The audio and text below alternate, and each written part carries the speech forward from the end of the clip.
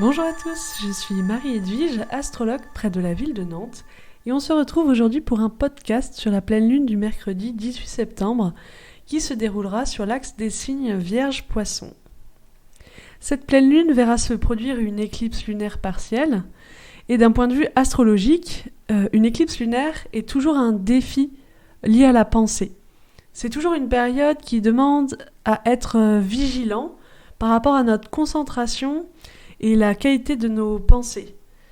Étant donné que l'onde de la Terre va se poser en partie sur la Lune, on pourrait avoir une pensée davantage critique, émettre des pensées négatives plus qu'à l'accoutumée. C'est aussi une période où l'on peut se sentir davantage influençable ou encore être plus sujet aux émotions et à la satisfaction de nos désirs. C'est pourquoi pendant cette période, il est important de rester attentif, vigilant et concentré au niveau de notre pensée. D'autant plus que le domaine de la pensée, régi par la planète Mercure, est complètement à l'honneur dans ce thème de pleine lune. Tout d'abord, elle se produira un mercredi, donc journée reliée à Mercure. En plus, elle se produit dans l'axe Vierge-Poisson, qui sont des signes de mode mutable, donc c'est un mode relié à la pensée. Enfin, cette pleine lune est en T carré, c'est-à-dire en aspect dissonant ou conflictuel, avec la planète Jupiter, planète de la connaissance, qui se trouve actuellement dans le signe des Gémeaux, dont la planète Mercure est le maître, tout comme le signe de la Vierge, car la planète Mercure maîtrise ces deux signes. Maintenant, je vais vous expliquer ce que tout cela signifie. Pour rappel, une pleine lune, c'est toujours l'occasion d'une prise de conscience, de mettre en pleine lumière quelque chose dans notre vie. C'est une période forte énergétiquement, comme chacun sait, et donc propice à un aboutissement d'un projet, par exemple. Et pour ce mercredi 18 septembre, celle-ci est en relation directe avec la planète Jupiter, donc planète de la connaissance et de l'expansion, qui, nous l'avons vu tout à l'heure, se trouve dans le signe des Gémeaux, signe de la communication et de la pensée. Donc ce conflit entre ces planètes s'appelle un T carré en astrologie, et il se produit ici dans des signes de mode mutable, comme on l'a déjà vu aussi. Cela signifie que nous pourrons davantage être influençables, changer d'idée facilement, être instables en d'autres termes. Donc ne pas savoir exactement ce que l'on veut. Et donc, cela nous demande de nous trouver un but, une mission. Parce qu'avec Jupiter en Gémeaux, s'il est mal vécu, on peut être tenté de prendre tout à la rigolade et de ne rien prendre au sérieux. Ou encore d'être très orgueilleux parce qu'on croit tout savoir alors qu'on n'a pas approfondi nos questions. Ce qui est le piège du signe des Gémeaux, c'est l'aspect superficialité. Alors, on fait des conclusions rapides et on peut commettre des erreurs de jugement. Donc, c'est ce que peut symboliser Jupiter en Gémeaux, un excès d'insouciance dans son aspect mal vécu, bien sûr. La prudence que cela nous demande au niveau de notre pensée est donc de nouveau soulignée par la planète Mercure, la star de cette pleine lune, qui se trouve, elle aussi, de son côté, en aspect de carré, donc en conflit direct avec la planète Jupiter. Donc la planète Mercure se retrouve dans le signe de la Vierge, dont elle est le maître. Donc Mercure se retrouve en carré dans les deux signes où elle est le maître.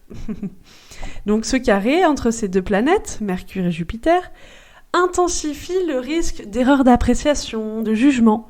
Parce que d'un côté, on a Jupiter, qui peut émettre des jugements erronés parce qu'il n'approfondit pas ses sujets, et de l'autre, Mercure en Vierge, qui peut être très critique et se fixer sur des détails, au lieu de prendre un point de vue plus large, par exemple, plus global d'une situation. Donc, ce carré est un défi pour concilier l'aspect pensée de Mercure à nos idéaux, nos connaissances d'un point de vue spirituel, et là représenté par l'aspect de Jupiter. Par exemple, pour représenter l'aspect jupitérien, on a un idéal qui est la liberté. Je sais que le fait de porter un masque, par exemple, lors d'une pandémie, n'empêche pas le virus de circuler et réduit considérablement l'oxygène, donc notre santé. Mais voilà, dans cette situation, je pense que je vais quand même le porter parce qu'il faut quand même que j'aille travailler et on me l'impose au travail. Donc ça, le mauvais aspect mercurien. Typiquement, je n'ai pas réussi à associer ma pensée à mon idéal, donc Mercure à Jupiter. Je fais ici, dans cet exemple, un compromis par facilité. Et si j'associe au contraire les deux correctement, je pense que porter le masque dans ces conditions, c'est contraire à ma vérité et donc à mon idéal de liberté. Là, je décide de ne pas le porter et j'organise ma vie différemment si besoin. Voilà pour un exemple de ce carré Jupiter-Mercure. Donc, si je fais un premier résumé, nous avons donc une pleine lune qui est très en lien avec la planète Jupiter et qui nous présente un défi lié à notre pensée et nous invite à faire preuve de plus de profondeur, de concentration, de se trouver un but, une mission qui nous aidera à résister aux tentations de superficialité, d'orgueil, de dogmatisme, ou encore de critiques négatives, de pensées limitantes, etc. Donc c'est ce qui m'apparaît comme le plus important par rapport au message de cette pleine lune. Toutefois, je ne peux pas parler de la planète Jupiter sans mentionner le carré qu'elle forme aussi avec la planète Saturne, planète de la responsabilité et de la manifestation. Donc ce carré entre la planète Jupiter et la planète Saturne s'est produit de manière exacte pour la première fois lors de la dernière pleine lune, celle du 19 août, qui a eu lieu dans l'axe des signes Lion-Verseau. Et il s'agit d'un événement majeur d'un point de vue astrologique, car d'une part ce sont deux planètes sociales, donc elles impactent fortement notre société, donc elles vont avoir une forte influence. D'autre part, ce carré est la suite d'un cycle entre Jupiter et Saturne qui a commencé le 21 décembre 2020 quand elles sont entrées en conjonction. C'est-à-dire qu'elles étaient au même endroit, au même moment sur le zodiaque. Et cette relation entre la planète Jupiter et la planète Saturne produisent un cycle entre elles qui dure environ 20 ans. Il commence justement par cette fameuse conjonction qu'on peut voir un peu comme un appel à l'aventure pour notre société.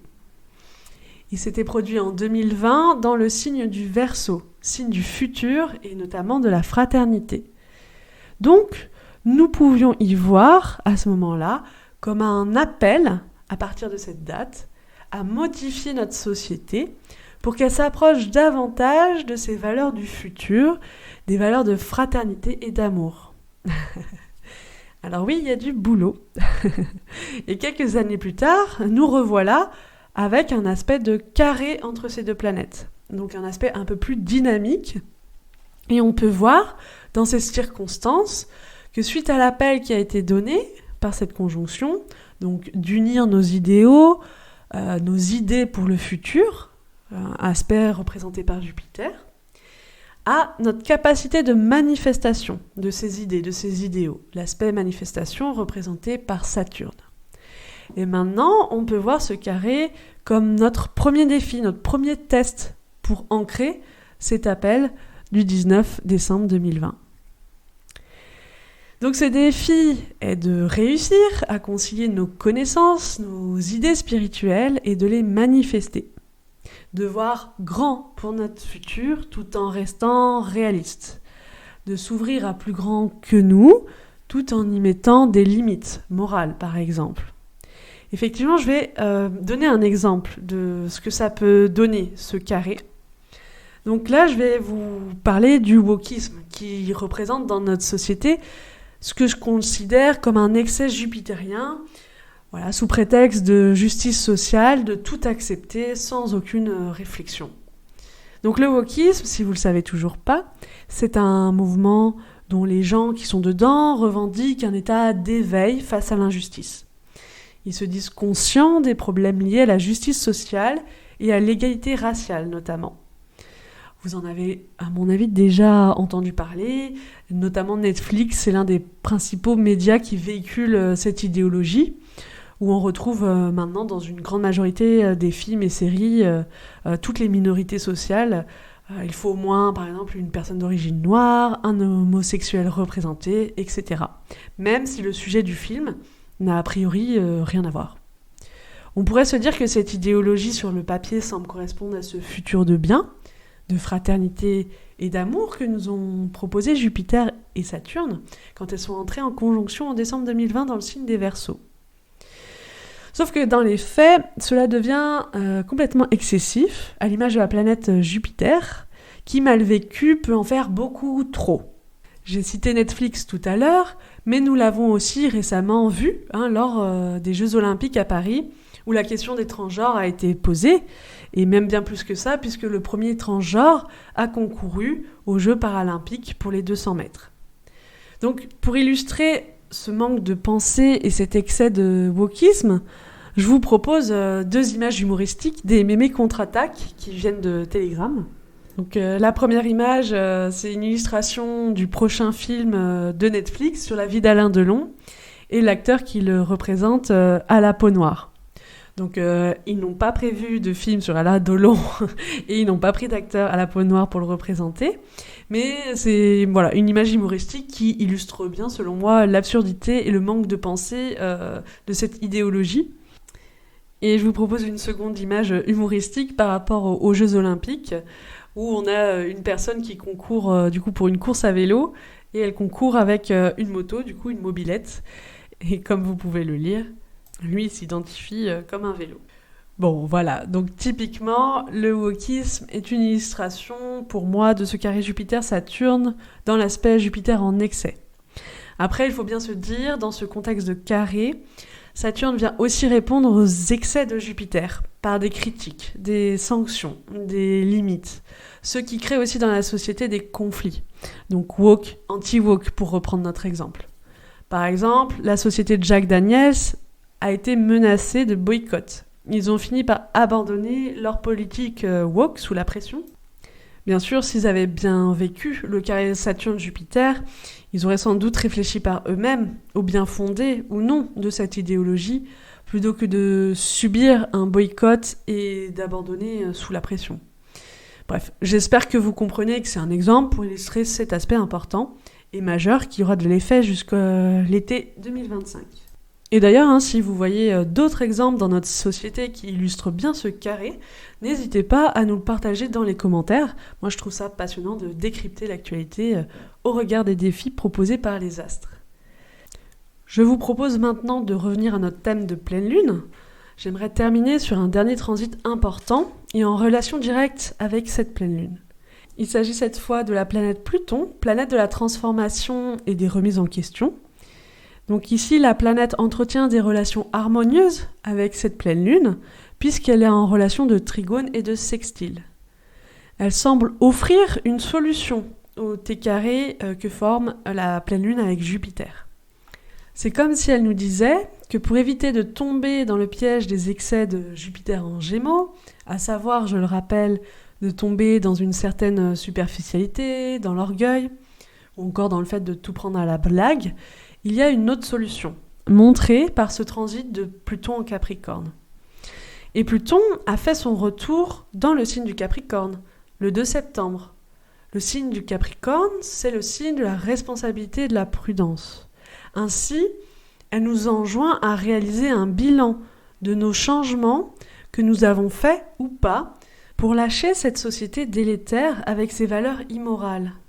Car pendant 20 ans, le transit de Pluton en Capricorne nous invitait à lâcher ces vieilles structures étatiques, sociétales, avec toutes ces valeurs immorales comme le matérialisme et tous ces gouvernements autoritaires. Donc, qu'avons-nous fait ? C'est sûr que d'un point de vue général, le changement n'a pas été fait comme nous pourrions le souhaiter. Et qu'en est-il d'un point de vue individuel ? Est-ce qu'on croit encore à nos politiciens ? Est-ce qu'on se dirige encore dans les salles de vote pour élire nos futurs représentants ? Si oui, pourquoi ? Qu'est-ce qui m'attache à croire qu'ils peuvent encore améliorer notre société ? Est-ce qu'on se soumet toujours à leurs lois mensongères et liberticides ? Est-ce que j'irai me faire vacciner à la prochaine épidémie si le gouvernement autoritaire me menace encore plus fort qu'en 2021 ? Pourquoi je suis soumis à cette autorité, etc. Et d'essayer, pendant cette pleine lune, jusqu'à qu'elle refasse son retour dans le signe du Verseau, définitivement à partir du 19 novembre 2024, de nous détacher encore de cette société en train de s'effondrer pour ne pas assombrer avec elle quand ça sera le cas, et pour préparer cette nouvelle ère, cette société basée sur les valeurs du signe du Verseau, de fraternité et d'amour. Alors c'est individuellement que ça commence, puis peu importe si on est minoritaire en nombre à le vouloir et à essayer de changer. De toute façon, nous avons la force d'y parvenir, d'autant que dans ce thème de pleine lune, nous avons un beau triangle en signe de terre qui vient nous apporter des forces de manifestation pour parvenir à manifester nos valeurs dans le monde et atteindre nos idéaux. Donc pour conclure, je dirais que cette pleine lune va nous demander d'être vigilants par rapport à notre communication, les informations véhiculées par les médias, notre propre pensée, afin de ne pas se laisser influencer ou tromper par notre orgueil ou nos dogmes. Voilà, il s'agit d'une bonne période pour réaliser un bilan de notre rapport à l'autorité et au passé, et pour manifester nos idéaux dans le monde. Et pour cela, il faut renforcer notre foi. Merci pour votre écoute. Si vous avez des questions sur l'astrologie, des questions d'interprétation ou par rapport à cette pleine lune, n'hésitez pas à m'envoyer un mail. Vous retrouverez l'adresse en barre d'informations sous la vidéo. Je serai ravie de vous aider à y voir plus clair. Et en attendant, je vous dis à bientôt pour la prochaine pleine lune qui se déroulera dans le signe de la Balance.